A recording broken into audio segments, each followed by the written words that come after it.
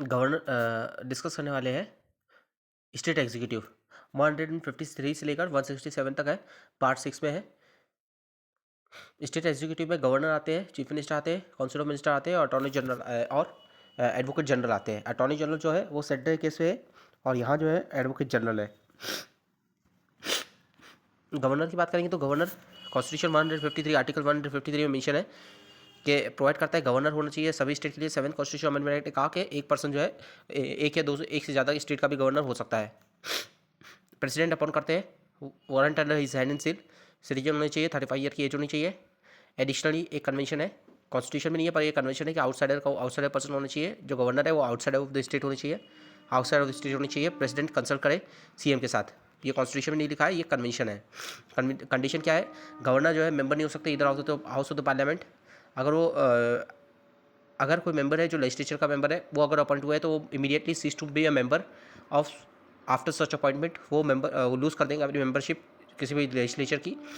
Hold नहीं कर सकते, ऑफिस ऑफ प्रॉफिट होल्ड नहीं कर सकते। पार्लियामेंट डिटरमाइन करती है इनके इमोलमेंट्स और अलाउंस और ऑफिशियल रेजिडेंस। इन्हें फ्री ऑफिशियल रेजिडेंस दिया जाता है।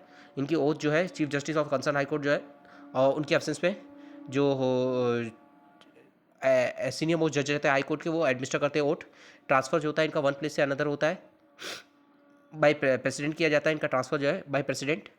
रेजिग्नेशन जो है ये एड्रेस करते हैं रेजिग्नेशन प्रेसिडेंट को। इनकी टर्म 5 ईयर की होती है पर ये remain in the office until successor assume the charge. Transfer from one state to another by the president. Resignation by addressing a resignation to president को ये रेजिग्नेशन देते हैं। और रिमूवल की बात करें तो प्रेसिडेंट इन्हें डिस्पोज कर सकते हैं एट इज ओन प्लेजर। 156(1) में रेजिग्नेशन जो है 156 क्लॉज 2 में है। ग्राउंड जो है गवर्नर को रिमूव करने के लिए वो स्पेसिफाइड नहीं है, कॉन्स्टिट्यूशन में स्पेसिफाइड नहीं है। पावर ऑफ फंक्शन की बात करेंगे गवर्नर की तो एग्जीक्यूटिव पावर की बात करेंगे तो सभी एग्जीक्यूटिव डिसीजन जो है स्टेट के फॉर्मली गवर्नर के नेम पे लिए जाते हैं। ये एक्ट करते हैं as a chancellor of the university state में और अपॉइंट करते हैं वाइस चांसलर को।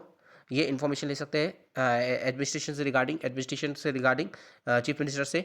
ठीक है, ये अपॉइंट करते हैं चीफ मिनिस्टर को, अदर सबऑर्डिनेट मिनिस्टर को, एडवोकेट जनरल को, स्टेट इलेक्शन कमिश्नर को और और इनकी सर्विस कंडीशन भी डिसाइड करते हैं और टेन्योर भी डिसाइड करते हैं। और चेयरमैन जो है और मेंबर जो है स्टेट पब्लिक सर्विस कमीशन उनको भी ये अपॉइंट करते हैं। ये रिकमेंडेशन देते हैं प्रेसिडेंट को इम्पोज करने के लिए constitutional emergency under article 356। Legislative power की बात करें तो गवर्नर जो है प्रोरोग करते समन करते हैं प्रोरोग करते हैं स्टेट लेजिस्लेटिव असेंबली को और डिसॉल्व भी कर सकते हैं। तो समन और प्रोरोग करते हैं स्टेट लेजिस्लेचर को और डिसॉल्व भी कर सकते हैं लेजिस्लेटिव असेंबली को, क्योंकि लेजिस्लेटिव काउंसिल जो है वो डिसॉल्व नहीं होती। ये नॉमिनेट करते हैं 1/6 मेंबर को स्टेट लेजिस्लेटिव काउंसिल में। ठीक है, जिन्हें नॉलेज होती है literature, arts, science, cooperative movement और सोशल सर्विस की। ये प्रोमोलगेट कर सकते हैं ऑर्डिनेंस को। ठीक है, जब स्पीकर और डिप्टी स्पीकर जो होते हैं उनकी पोस्ट वैकेंट होती है तो गवर्नर जो है अपॉइंट करते हैं किसी भी मेंबर को जो प्रिसाइड करे मीटिंग को। गवर्नर जो है रिजर्व कर सकते हैं कोई भी बिल प्रेसिडेंट के कंसिडरेशन के लिए अगर और ये मैंडेटरी है अगर वो बिल जो है इंडेंजर करता है हाई कोर्ट की पोजीशन उस स्टेट में अपोज कर, अगर वो कॉन्स्टिट्यूशन के प्रोविजन के अगेंस्ट अगर वो बिल तो। और ये है ना रिपोर्ट ले करते हैं स्टेट फाइनेंस कमीशन की, स्टेट पब्लिक सर्विस कमीशन और कंप्ट्रोलर ऑडिटर जनरल की स्टेट के रिगार्डिंग स्टेट लेजिस्लेचर के बिफोर। ठीक है, फाइनेंशियल पावर की बात करेंगे तो ये कंफर्म करते हैं कि स्टेट बजट और एनुअल फाइनेंशियल स्टेटमेंट जो है वो ले किया गया रखा गया है स्टेट लेजिस्लेचर के सामने। मनी बिल जो इंट्रोड्यूस होता है इनकी प्रायर रिकमेंडेशन से। ठीक है, डिमांड फॉर ग्रांट जो है वो मेड की जाती है ओनली गवर्नर की रिकमेंडेशन पे ही। ये रिव्यू करते हैं फाइनेंशियल पोजीशन पंचायत की रिव्यू करने के लिए। फाइनेंशियल पोजीशन पंचायत की म्यूनसिपैलिटी को रिव्यू करने के लिए कॉन्स्टिट्यूट करते हैं फाइनेंस कमीशन एवरी 5 ईयर। ये मीट कर अनफोर्सिन एक्सपेंडिचर को मीट करने के लिए इनके पास contingency fund of the state का कंट्रोल होता है। जुडिशियल पावर की बात करेंगे तो प्रेसिडेंट जो है गवर्नर जो है वो कंसल्ट किए जाते हैं प्रेसिडेंट के द्वारा जब अपॉइंटमेंट होता है जजेस का कंसल्ट हाईकोर्ट में तो गवर्नर को कंसल्ट करते हैं। प्रेसिडेंट जो है गवर्नर को कंसल्ट करते हैं। उसके अलावा वो ये अपॉइंटमेंट करते हैं, पोस्टिंग करते हैं, प्रमोशन करते हैं डिस्ट्रिक्ट जज की consultation with the state high court जज। ठीक है, और ये अपॉइंट करते हैं person judicial service of the state other than district जज कंसल्ट करते हैं। ये यहाँ जो है ये स्टेट हाई कोर्ट से तो कंसल्ट करते हैं, उसके अलावा स्टेट पब्लिक सर्विस कमीशन से भी कंसल्ट करते हैं। इनके पास मर्सी पावर होती है, गवर्नर जो है पार्डन रेस्पेक्ट रिप्रीव रेमिट और कम्यूट कर सकते हैं गवर्नर जो है पार्डन नहीं कर सकते, डेथ सेंटेंस को पार्डन नहीं कर सकते। अनलाइक प्रेसिडेंट, गवर्नर जो है उनके पास मर्सी पावर नहीं रहती है जब पनिशमेंट जो है कोर्ट मार्शल दे, मिलिट्री कोर्ट की पनिशमेंट हो। उसके बाद बात करेंगे स्पेशल पावर और रिस्पॉन्सिबिलिटी गवर्नर की अंदर आर्टिकल 371 से 71 जे के अंदर। 371 ए जो है वो नागालैंड से रिलेटेड है। यहाँ गवर्नर के पास पावर है कि वो लॉ एंड ऑर्डर बना सकते हैं स्टेट में, इंटरनल डिस्टर्बेंस को मेंटेन चेक करने के लिए, और त्योंसांग एरिया के लिए अलग बॉडी बनाए सेटअप कर सकते हैं। उसके बात करेंगे तो 371 बी आसाम के लिए है, आसाम के एडमिनिस्ट्रेशन, ट्राइबल एरिया के एडमिनिस्ट्रेशन के लिए पावर है इनके पास। 371 सी जो है वो मणिपुर के लिए है, स्पेशल एडमिनिस्ट्रेशन हिल एरिया के। 371 एच जो है वो अरुणाचल प्रदेश के लिए, लॉ एंड ऑर्डर मेंटेन करने के लिए स्टेट में। एफ जो है वो सिक्किम के लिए, सिक्योर करने के लिए, पीस और socio economical advancement different section of population का। और 371 जो है वो गुजरात के लिए है, सौराष्ट्र के लिए वो डेवलपमेंट बोर्ड बनेगा, सेपरेट डेवलपमेंट बोर्ड बनेगा सौराष्ट्र और कच्छ के लिए। और 371 जो है वो महाराष्ट्र के लिए भी है, तो यहाँ एस्टेब्लिशमेंट होगा सेपरेट डेवलपमेंट बोर्ड विदर्भा और मराठवाड़ा रीजन के लिए। शेड्यूल 6 जो है कॉन्स्टिट्यूशन का वो अकॉर्ड करता है, स्पेशल पावर देता है और रिस्पॉन्सिबिलिटी देता है गवर्नर को। इनके पास पावर है कि वो डिवाइड कर सकते हैं एरिया जो इनहेबिट किया गया है शेड्यूल ट्राइब के द्वारा, उसे ये ऑटोनोमस डिस्ट्रिक्ट में और ऑटोनोमस रीजन में, ऑटोनोमस डिस्ट्रिक्ट फिर ऑटोनोमस रीजन में वो उसे इस्टेब्लिश कर सकते हैं। कुछ डिस्क्रिशनरी फंक्शन होते हैं गवर्नर के। एक तो ये है ना, गिव कर सकते हैं, असेंट दे सकते हैं, विड्रॉल कर सकते हैं, रिटर्न कर सकते हैं बिल को कंसिडरेशन के लिए, वापस रिकंसिडरेशन के लिए। और ये रिजर्व कर सकते हैं बिल को प्रेसिडेंट की कंसिडरेशन के लिए, एडवाइस कर सकते हैं प्रेसिडेंट को कॉन्स्टिट्यूशनल इमरजेंसी के लिए। अगर स्टेट जो है कॉन्स्टिट्यूशनल मशीनरी स्टेट की फेल हो जाती है और ये रिकमेंड कर सकते हैं इम्पोजिशन हो प्रेसिडेंट रूल का, ये अपनी डिस्कशन पावर को यूज़ कर सकते हैं, एक्सरसाइज कर सकते हैं एज ए एडमिनिस्ट्रेटर। अगर ये अपने डिस्कशन में वर्क कर सकते हैं जब ये एडमिनिस्ट्रेटर की तरह वर्क कर रहा है किसी यूनियन टेरेटरी का। गवर्नर लाइक ए प्रेसिडेंट जो है वो इंजॉय करते हैं सिचुएशनल डिस्क्रिशन इश्यूज जो गवर्नर की ऑफिस से रिलेटेड है। पहला तो ऑब्जेक्टिविटी नहीं है, अनटाइमली डिसॉल्यूशन होता है, ऑब्जेक्टिविटी नहीं है, अनटाइमली डिसॉल्यूशन होता है। तो इसका मतलब ये है कि आर्टिकल 174 जो है वो पावर देता है गवर्नर को, वो डिसॉल्व कर सकते हैं असेंबली को, कॉन्स्टिट्यूशन साइलेंट है, किस सर्कमस्टांस में से वो हाउस को डिसॉल्व कर सकते हैं। तो ये अनसर्टेनिटी है और अनटाइमली डिसॉल्यूशन ऑब्जेक्टिव क्राइटेरिया नहीं है, तो ये पहला हो गया। दूसरा बात करेंगे तो पॉलिटिकल रीज़न होते हैं डिसॉल्यूशन के लिए, पॉलिटिकल रीज़न होते हैं। हाँ, तो दूसरा है पॉलिटिकल रीज़न डिसॉल्यूशन के लिए साइड किए जाते हैं। तीसरा है पॉलिटिकल न्यूट्रलिटी नहीं है गवर्नमेंट की ऑफिस में, गवर्नर की ऑफिस में पॉलिटिकल न्यूट्रलिटी नहीं है। जैसे कि for example Bihar state assembly जो है वो डिसॉल्व की गई थी गवर्नर के द्वारा 2005 में on the apprehension, horse trading के एप्रीहेंशन। लेटर सुप्रीम कोर्ट ने कोल्ड द डिसीजन इलीगल है, मेलिफाइड है। तो पहला है ऑब्जेक्टिविटी नहीं है, दूसरा है पॉलिटिकल रीज़न डिसॉल्यूशन की पॉलिटिकल माइंडसेट होता है, तीसरा पॉलिटिकल न्यूट्रलिटी नहीं है। एम पुच्ची कमीशन था, इन्होंने कहा कि गवर्नर जो है उसे फॉलो करना चाहिए कॉन्स्टिट्यूशनल कन्वेंशन को in the case of hung assembly. इन्होंने सजेस्ट किया कि प्रोविजन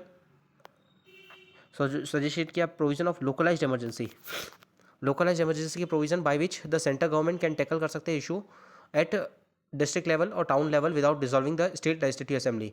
उसके अलावा S R Bommai case judgement है सुप्रीम कोर्ट की, इस पर कोर्ट ने अकॉर्ड किया, प्राइमेसी दी है फ्लोर टेस्ट को as a check of majority. Court ने कहा कि पावर जो है अंदर आर्टिकल 356 जो एक्स्ट्रा ऑर्डिनरी है और इसे वाइसली यूज़ करना चाहिए, पॉलिटिकल गेन के लिए हम इसे यूज़ नहीं कर सकते। उसके अलावा रामेश्वर प्रसाद केस है, बिहार गवर्नर ने recommendation for dissolving the assembly the previous year was held to be illegal and malafide. जो बिहार गवर्नर ने असेंबली को डिसॉल्व किया था उसे इलीगल और मेलाफाइड डिक्लेयर कर दिया गया। Governor can not shut out post poll alliance all together as one of the way in which the popular government can be form. ठीक है, उसके बाद हम बात करेंगे कि चीफ मिनिस्टर जो होते हैं वो हेड होते हैं गवर्नमेंट के और रियल एग्जीक्यूटिव होते हैं, डिफेक्टिव होते हैं। आर्टिकल 164 जो होता है स्टेट करता है कि चीफ मिनिस्टर जो होते हैं shall be appointed by the governor. Generally जो लीडर होते हैं मेजोरिटी पार्टी के, ये लीडर होते हैं मेजोरिटी पार्टी के लीडर होते हैं। हाँ, तो ये जनरली जो लीडर, ये चीफ मिनिस्टर जो होते हैं ये लीडर होते हैं, मेजोरिटी पार्टी के लीडर होते हैं। हंग असेंबली है तो गवर्नर जो है अपॉइंट करते हैं लीडर ऑफ द पार्टी और कोलिशन और आस्क करते हैं उनको कि अपनी वोट ऑफ कॉन्फिडेंस दिखाए house with in a month. ठीक है, ये ओथ लेते हैं गवर्नर जो इनको ओथ लेते हैं, ओथ सेरेमनी इनकी होती है, इसमें बोलते हैं कि ओथ ये स्वेयर करते हैं कि allegiance to the constitution, uphold करना यूनिटी और सोवरेनिटी और इंटीग्रिटी को, और ओथ ऑफ सिक्रेसी भी लेते हैं ये। इनका टर्म फिक्स नहीं रहता है। होल्ड करते हैं office during the pleasure of governor, ये रिमूव किए जा सकते हैं। तो इनका रिमूवल जो है, इनको डिसमिस नहीं किया जा सकता जब तक वो मेजोरिटी इंजॉय करते हैं। अगर वो लूज करते हैं कॉन्फिडेंस असेंबली में तो रिजाइन कर सकते हैं या तो फिर डिसमिस किए जाते हैं गवर्नर द्वारा। इनकी सैलरी अलाउंस जो है वो स्टेट लेजिस्लेचर डिटरमाइन करता है। ये चीज़ इंपॉर्टेंट याद रखना है कि चीफ मिनिस्टर की जो सैलरी अलाउंस है वो स्टेट लेजिस्लेचर डिटरमाइन करता है। पावर और फंक्शन की बात करेंगे तो in relation to council of minister, chief minister जो हेड होते हैं काउंसिल ऑफ मिनिस्टर के, इनकी अगर डेथ होती है, रिजाइन करते हैं तो पूरी dissolve council of minister dissolve हो जाती है। ठीक है, ये प्रेसाइड करते हैं मीटिंग काउंसिल ऑफ मिनिस्टर की, ये अलोकेट करते हैं और रिशफल करते हैं पोर्टफोलियो को, ये प्रेसाइड करते हैं मीटिंग काउंसिल ऑफ मिनिस्टर की और इन्फ्लुएंस करते हैं डिसीजन को। अगर डिफरेंस है ओपिनियन जो है सीएम का, तो इन the case of difference of opinion CM जो है वो एडवाइस कर सकते हैं गवर्नर को डिसमिस करने के लिए, किसी भी कंसर्न मिनिस्टर को डिसमिस करने के लिए बोल सकते हैं। गवर्नर के रिलेशन में बात करेंगे तो ये कम्युनिकेट करते हैं गवर्नर को सभी डिसीजन रिलेटिंग टू एडमिनिस्ट्रेशन। ये एडवाइस करते हैं गवर्नर को अपॉइंटमेंट के लिए of advocate general of the state, chairman और member of state public service commission और स्टेट इलेक्शन कमीशन को ये अपॉइंट करने के लिए एडवाइस करते हैं। फिर गवर्नर अपॉइंट करते हैं इनके एडवाइस के हिसाब से। In relation to state legislature बात करेंगे तो एडवाइस करते हैं गवर्नर को, गवर्नर जो है ये एडवाइस करते हैं गवर्नर को समन करने के लिए, प्रोरोग करने के लिए, और ये एनी टाइम जो है रिकमेंड कर सकते हैं गवर्नर को डिसॉल्व करने के लिए लोअर हाउस को, क्योंकि लेजिस्लेटिव काउंसिल जो है वो डिसॉल्व नहीं होती, वो परमानेंट चेंबर होता है। फिर सीएम जो है एंजॉय करते हैं सम अदर पावर और फंक्शन। पहला तो ये चेयरमैन होते हैं state planning, chairman of state planning board. उसके अलावा एक्ट करते हैं एज वाइस चेयरमैन और जनरल काउंसिल के वाइस चेयरमैन की तरह रोटेशन में वर्क करते हैं, होल्ड करते हैं office for a period of 1 year at a time. ये मेंबर होते हैं इंटरस्टेट काउंसिल के और नेशनल डेवलपमेंट काउंसिल के, बोथ जो हेड की जाती है प्राइम मिनिस्टर के द्वारा, और ये एक्ट करता है as crisis manager in chief at the political level during emergency. उसके बाद हम बात करेंगे स्टेट काउंसिल ऑफ मिनिस्टर की कॉन्स्टिट्यूशनल प्रोविजन आर्टिकल 163 में। काउंसिल ऑफ मिनिस्टर जो एड करते हैं, एडवाइस करते हैं गवर्नर को subject to his discretionary power. Advice जो टेंडर की गई है मिनिस्टर के द्वारा गवर्नर को, वो shall not be inquired into any court. ये 163 में 164 में कहा है कि सीएम जो है अपॉइंट किए जाते हैं गवर्नर के द्वारा, अदर मिनिस्टर जो है वो गवर्नर के द्वारा अपॉइंट किए जाते हैं सीएम की एडवाइस पे। काउंसिल ऑफ मिनिस्टर जो है कलेक्टिव रिस्पॉन्सिबल होते हैं स्टेट लेजिस्लेटिव असेंबली को। मिनिस्टर जो होते हैं, जो मेंबर नहीं होते स्टेट लेजिस्लेचर के, वो 6 मंथ तक वो मिनिस्टर रह सकते हैं। उसके अंदर उनको इलेक्ट होना पड़ेगा या नॉमिनेट होना पड़ेगा। इनकी सैलरी और अलाउंस जो है मिनिस्टर की वो डिटरमाइन की जाती है स्टेट लेजिस्लेचर के द्वारा। टोटल नंबर ऑफ मिनिस्टर जो होते हैं इंक्लूडिंग चीफ मिनिस्टर, वो 15% से ज़्यादा नहीं होनी चाहिए टोटल स्ट्रेंथ की। ये और 15% ज़्यादा नहीं होनी चाहिए और 12 लोग से कम नहीं होनी चाहिए। ये इंट्रोड्यूस किया गया था 91st कॉन्स्टिट्यूशनल अमेंडमेंट एक्ट से। आर्टिकल 177 की बात करेंगे तो एवरी मिनिस्टर के पास राइट होता है स्पीक का और take part in the proceeding of the assembly और एनी ऑफ द कमिटी, पर right to entitle to vote नहीं होते, इंटाइटल टू वोट नहीं होते, इनके पास वोट करने की पावर नहीं होती है।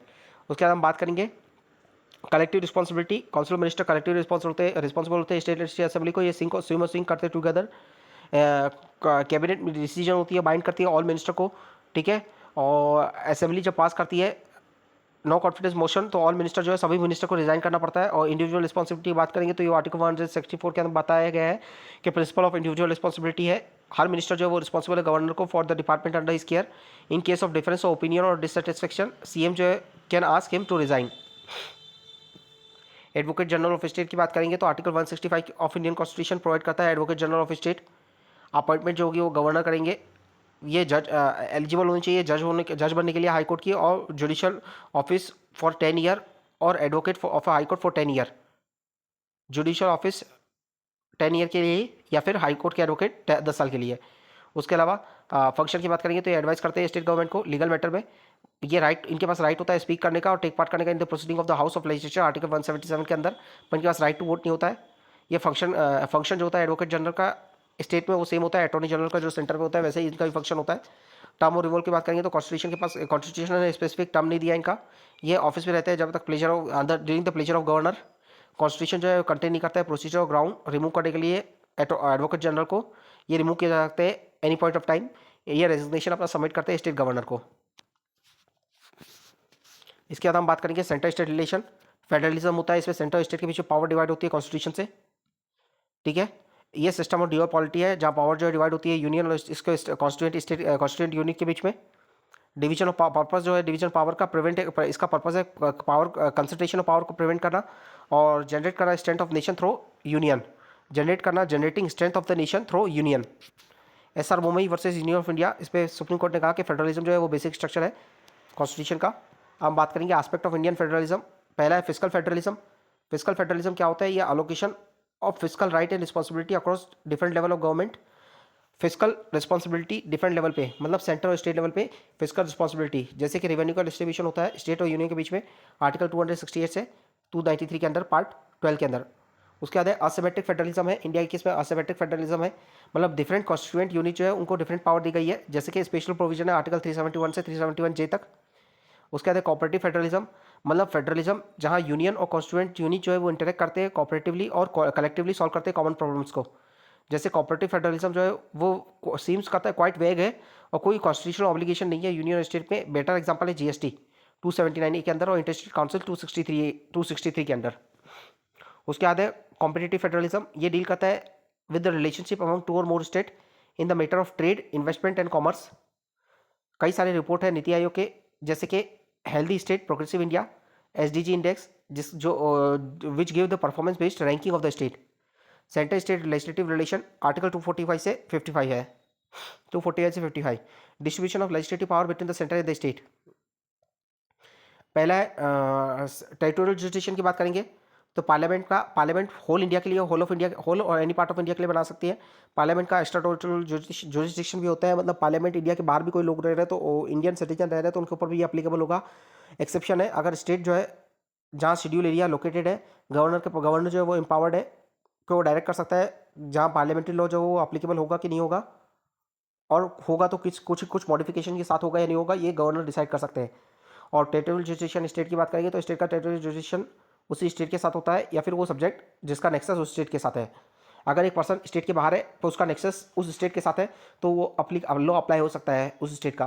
टेरिटोरियल जुरिस्डिक्शन जो होता है स्टेट लॉ का वो एक्सटेंड करता है आउटसाइड स्टेट जब सफिशिएंट नेक्सस है, तो ये हमने पढ़ लिया। अब हम सब्जेक्ट मैटर की बात करेंगे तो सब्जेक्ट मैटर ये टेरिटोरियल जुरिस्डिक्शन हो गया। अब सब्जेक्ट मैटर की बात करेंगे तो सब्जेक्ट मैटर में आता है 3 लिस्ट होती है। गवर्नमेंट ऑफ इंडिया 1935 से ड्रॉ की है इंस्पिरेशन इसने शेड्यूल 7 के अंदर आर्टिकल 246। यूनियन लिस्ट होती है, स्टेट लिस्ट होती है, कंकरेंट लिस्ट होती है। ये यूनियन लिस्ट 100 सब्जेक्ट मैटर है, इस पर एक्सक्लूसिवली पार्लियामेंट बनाती है, जैसे कि defence, atomic energy, foreign affair, citizenship, banking. फिर है दूसरा है स्टेट लिस्ट है, ये एक्सक्लूसिवली इसमें स्टेट बनाते हैं, इसमें 61 सब्जेक्ट है। तो सबसे ज़्यादा यूनियन लिस्ट में, फिर स्टेट लिस्ट में, फिर कंकरेंट लिस्ट में है, तो ये ऑर्डर याद रखना है 100, 61 और 52। इस पे आता है public order, police, health, water, land, agriculture. फिर कंकरेंट लिस्ट आता है, कंकरेंट लिस्ट में आता है जिसमें सेंट्रल स्टेट दोनों बना सकते हैं, और अगर कॉन्फ्लिक्ट होता है तो यूनियन का लॉ प्रिवेल करता है। इसमें है criminal law, marriage law, marriage law. Article 248 जो है वो रेजिडुअल पावर की बात करता है, जो इन्यूमरेटेड नहीं है 7 शेड्यूल में, यूनियन लिस्ट, स्टेट लिस्ट और कंकरेंट लिस्ट पे जो नहीं है वो रेजिडुअल लिस्ट में, और ये ड्रॉ किया गया इंस्पिरेशन इसकी मिली है कनाडा से, जहाँ सेंटर के पास रेजिडुअल पावर है, अनलाइक यूएसए, ऑस्ट्रेलिया, स्विट्जरलैंड जहाँ स्टेट के पास पावर है। फिर बात करेंगे special condition under some specific circumstances, parliament जो लेजिस्लेट कर सकती है सब्जेक्ट स्टेट लिस्ट में जो मैटर है उस पर। पहला तो आर्टिकल 249 के अंदर नेशनल इमरजेंसी है तो स्पेशल मेजोरिटी से राज्यसभा में वोटिंग होगी और राज्यसभा रिजोल्यूशन पास करेगी, तो फिर पार्लियामेंट उस स्टेट लिस्ट पे लॉ बना सकती है 249 के अंदर। फिर आर्टिकल 250 के अंदर अगर 2 और मोर स्टेट जो है सिंपल मेजोरिटी से रिजोल्यूशन पास करते हैं कि हमारे सब्जेक्ट पे पार्लियामेंट लॉ बना सकती है, तो उन दो या 3 स्टेट के लिए जिन्होंने रिजोल्यूशन पास किया है उनके लिए पार्लियामेंट लॉ बनाएगी। फिर आर्टिकल 253 के अंदर से पार्लियामेंट लॉ बना सकती है इंटरनेशनल ट्रीटी और एग्रीमेंट को इन्फोर्स करने के लिए। और आर्टिकल 352 के अंदर नेशनल इमरजेंसी के टाइप पे पार्लियामेंट जो है वो लेजिस्लेट कर सकती है स्टेट लिस्ट पे मैटर पे, ठीक है। और सच लॉ जो है वो इनऑपरेटिव होगा जब इमरजेंसी एक्सपायर होगी, उसके 6 मंथ तक ही वो वैलिड रहेगा, उसके बाद इनऑपरेटिव हो जाएगा। और आर्टिकल 356 के अंदर अगर प्रेसिडेंशियल रूल डिक्लेयर है तो पार्लियामेंट जो है वो बना सकती है लॉ किसी भी सब्जेक्ट पे स्टेट लिस्ट पे जो भी मैटर है उस पर, ये ऑपरेटिव रहेगा आफ्टर प्रेसिडेंट रूल खत्म होने के बाद भी ये ऑपरेटिव रहेगा, पर ये रिपील किया जा सकता है, ऑल्टर किया जा सकता है और रीइनेक्ट किया जा सकता है स्टेट लेजिस्लेचर के द्वारा। अगर नेशनल इमरजेंसी है तो उस टाइम पे तो नेशनल इमरजेंसी खत्म होने के 6 महीने तक ही वो रहेगा, पर प्रेसिडेंट रूल है तो प्रेसिडेंट रूल के अनलिमिटेड टाइम फ्रेम तक वो लॉ रहेगा, प्रेसिडेंट रूल खत्म होने के बाद भी वो लॉ रहेगा। बस स्टेट लेजिस्लेचर के पास पावर है कि वो उसे अमेंड कर सकती है, रीइनेक्ट कर सकती है या डिसॉल्व कर सकती है, ऑटोमेटिकली नहीं हटेगा वो। प्रेसिडेंट रूल है तो ऑटोमेटिकली जो सेंटर ने लॉ बनाया है वो ऑटोमेटिकली नहीं हटेगा।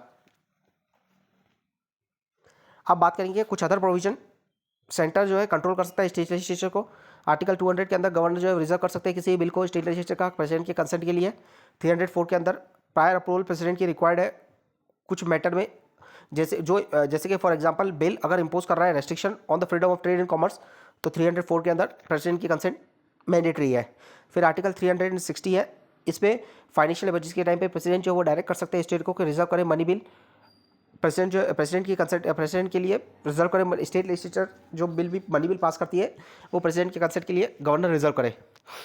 अब बात करेंगे एडमिनिस्ट्रेटिव रिलेशन, ये है आर्टिकल 256 से 63, 256 से 63। कुछ रेस्ट्रिक्शन इंपोज किया जाते हैं एग्जीक्यूटिव पावर जो है स्टेट की उसमें, ताकि और सेंटर को पावर दी जाती है कंट्रोल कर सके स्टेट की एग्जीक्यूटिव पावर को, एडमिनिस्ट्रेटिव मैटर को। एग्जीक्यूटिव पावर जो है एवरी स्टेट की एक्सरसाइज की जाती है आर्टिकल 256 और 57 के अंदर। आर्टिकल 256 कहता है कि सेंटर के पार्लियामेंट की जो लॉ है उससे स्टेट कंप्लायंस करे और उसका एग्जीक्यूशन में कंट्रीब्यूट करे। 257 कहता है कि स्टेट जो है वो इम्पीड नहीं कर सकता और प्रेजुडिशियल नहीं हो सकता, उसके एक्शन जो है प्रेजुडिशियल नहीं हो सकते, जो स्टेट के लॉ पार्लियामेंट के लॉ है उसको इम्प्लीमेंट करने के लिए प्रेजुडिशियल नहीं हो सकते। Both the cases executive power जो होती है स्टेट की वो एक्सटेंड करती है कि सेंटर जो है स्टेट को डायरेक्ट कर सकता है। जैसे ये एग्जांपल कंस्ट्रक्शन है, मेंटेनेंस है, मीन्स ऑफ कम्युनिकेशन जो डिक्लेयर किए जाते हैं नेशनल और मिलिट्री इंपॉर्टेंस के हैं, जैसे कि और एग्जांपल है प्रोटेक्शन ऑफ रेलवे, उसमें सेंटर जो है स्टेट को गाइड कर सकती है और सेंटर को जो है स्टेट को जो है स्टेट को सेंटर के हिसाब से ही अपनी एग्जीक्यूटिव पावर को एक्सरसाइज करना पड़ेगा। अगर स्टेट कंप्लाई नहीं करती है तो आर्टिकल 365 के अंदर ये कंसिडर किया जाएगा कि फेलियर हो गया है कॉन्स्टिट्यूशन मशीनरी का और प्रेसिडेंट रूल जो है वो इम्पोज किया जा सकता है। फिर है mutual delegation of function. Mutual delegation of function की बात करेंगे तो ये कॉन्स्टिट्यूशन प्रोवाइड करता है इंटर गवर्नमेंटल डेलीगेशन है एग्जीक्यूटिव फंक्शन का। यहाँ लेजिस्लेटिव फंक्शन की बात नहीं हो रही, एग्जीक्यूटिव फंक्शन की बात हो रही है। तो सेंटर जो अपने डेलीगेशन अपने एग्जीक्यूटिव पावर जो है वो डेलीगेट कर सकता है मिटिगेट करने के लिए, रिजिडिटी को अवॉइड करने के लिए, सिचुएशन ऑफ डेडलॉक को हटाने के लिए, सिचुएशन ऑफ डेडलॉक को खत्म करने के लिए। एक तो आर्टिकल 258 क्लॉज 1, इसमें एग्जीक्यूटिव फंक्शन जो है सेंटर का स्टेट को दिया जाता है, प्रेसिडेंट है स्टेट की कंसेंट से, स्टेट गवर्नमेंट की कंसेंट से देता है। 258 क्लॉज 2 के अंदर एग्जीक्यूटिव फंक्शन जो है सेंटर का स्टेट को दिया जाता है, पार्लियामेंट देती है, यहाँ स्टेट की कंसेंट लेना जरूरी नहीं है। और फिर 258 ए है, इस पर एग्जीक्यूटिव फंक्शन जो है स्टेट का सेंटर को दिया जाता है, यहाँ गवर्नर जो है कंसेंट से। तो सेंटर के पास दो पावर होती है, एक तो कंसेंट से, विदाउट कंसेंट, और स्टेट जो है वो ओनली कंसेंट से दे सकती है। विदाउट कंसेंट सेंटर गवर्नमेंट की कंसेंट के बिना वो पावर को डेलीगेट नहीं कर सकती है, मतलब स्टेट जो है अपनी पावर सेंटर को विदाउट कंसेंट नहीं दे सकती। ऑल इंडिया सर्विस की बात करेंगे तो ये controlled joint all India service जो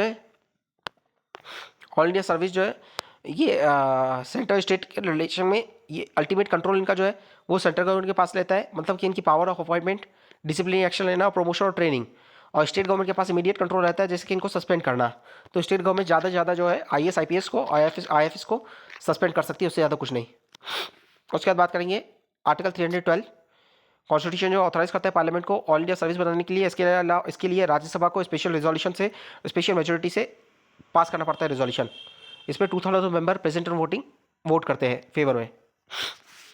फाइनेंशियल रिलेशन की बात करेंगे तो 268 से 293, आर्टिकल 268 कहता है कि टैक्स जो है और ड्यूटी लेवी किए जाते हैं सेंटर के द्वारा, पर कलेक्ट और अप्रोप्रिएट करेगा स्टेट। मतलब खाली सेंटर बता रहा है कि इतना टैक्स लगेगा, मतलब सेंटर ने बोल दिया 18% लगेगा, अब उसे चार्ज करना और कलेक्ट करना और अपने यूज़ में लाना वो स्टेट करेगा सब। जैसे एग्जांपल है इनके यूनियन टेरिटरी केस में ड्यूटी जो है कलेक्ट की जाती है यूनियन के द्वारा ही। ये टैक्स जो होते हैं और ड्यूटी जो होते हैं ये कंसोलिडेटेड फंड ऑफ इंडिया का पार्ट नहीं होते, क्योंकि ये तो पूरा स्टेट के पास चले गए, तो सेंटर के पास कुछ रहा ही नहीं। फिर 269 है, ये टैक्स जो है लेवी किए जाते हैं, कलेक्ट किए जाते हैं यूनियन के द्वारा, पर स्टेट को दे दिए जाते हैं अपने यूज़ के लिए। जैसे कि इस पर है सक्सेशन ड्यूटी, प्रॉपर्टी में succession duty, other than agriculture land में सक्सेशन प्रॉपर्टी पे सक्सेशन ड्यूटी। उसके अलावा स्टेट ड्यूटी लगती है प्रॉपर्टी पे अदर देन एग्रीकल्चर लैंड। और टर्मिनल टैक्स लगता है गुड और पैसेंजर कैरी किया गया जो रेलवे के द्वारा, सी और एयर के द्वारा।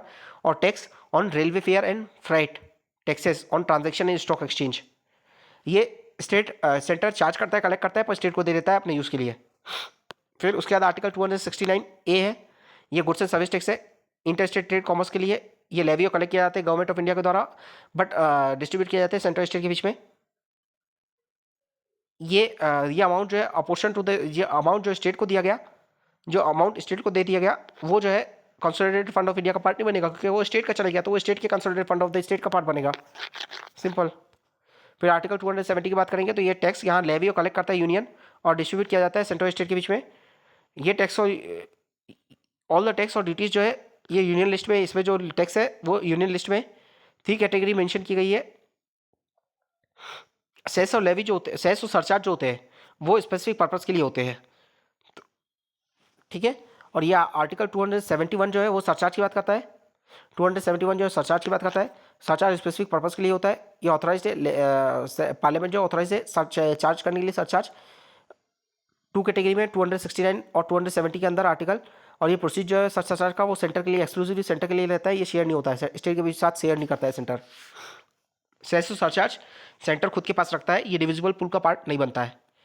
उसका टैक्स लेवी किया गया, कलेक्ट किया गया और रिटर्न किया गया स्टेट के द्वारा। ये टैक्स इन्यूमरेटेड है स्टेट लिस्ट में। फिर ग्रांट, तो आर्टिकल 275 ग्रांट इन एड की बात करेंगे। ग्रांट इन एड एक तो होता है आर्टिकल 275 के अंदर स्टेटरी ग्रांट है, जो पार्लियामेंट सच ग्रांट देती है स्टेट को, ठीक है। ये स्टेट को दिया जाता है रिकमेंडेशन, फाइनेंस कमीशन की रिकमेंडेशन के ऊपर। और दूसरा होता है डिस्क्रिशनरी ग्रांट, ये सेंटर स्टेट जो है पब्लिक पर्पज के लिए दे सकते हैं। फिर आठवां है लोन। लोन यूनियन गवर्नमेंट जो है प्रोवाइड करती है लोन स्टेट गवर्नमेंट को और गारंटी देती है with respect to loan raise by the state. फिर नाइन्थ है कि आर्टिकल 274 के अंदर previous section of the president, कोई बिल और अमेंडमेंट जो है इंट्रोड्यूस किया जा सकता है either house of the parliament without the previous section of the president, अगर वो इम्पोज करता है टैक्स जिसमें स्टेट का इंटरेस्ट है। अगर वो चेंज करता है एक्सप्रेशन ऑफ एग्रीकल्चर, एक्सप्रेशन जो डिफाइन करती है एग्रीकल्चर इनकम टैक्स एक्ट के अंदर, तो उसमें प्रेसिडेंट की कंसेंट सेंक्शन नेसेसरी है। उसके अलावा अगर वो इफेक्ट करता है principle on which the money can be distributed to the state, state को डिस्ट्रीब्यूट किया जाएगा मनी, उसका प्रिंसिपल जो डिफाइन करता है, तो उसको अगर चेंज हो रहा है तो उसमें स्टेट प्रेसिडेंट का कंसेंट नेसेसरी है। और अगर वो इम्पोज कर रहा है सरचार्ज और एनी स्पेसिफिक टैक्स और duty for the purpose of union, तो उसमें प्रीवियस सेंक्शन ऑफ प्रेसिडेंट जो है वो मस्ट है। फिर 10वां है distribution of non tax revenue. Non tax revenue का डिस्ट्रीब्यूशन, इसकी हम बात करेंगे। तो डिस्ट्रीब्यूशन पहला तो है distribution of non tax revenue. State के पास non tax revenue, major source of non tax revenue की बात करेंगे तो पोस्ट एंड टेलीग्राफ है, रेलवे, बैंकिंग है, ब्रॉडकास्टिंग है, करेंसी एंड कॉइनेज है, सेंट्रल पब्लिक सेक्टर एंटरप्राइज है, escheat lapse and bona vacantia है, ठीक है। स्टेट की बात करेंगे तो major source of non tax revenue की बात करेंगे तो इरिगेशन है, फॉरेस्ट है, फिशरी है, पब्लिक सेक्टर अंडरटेकिंग है, स्ट्रीट लैब्स है, बोना वैकेंसी है।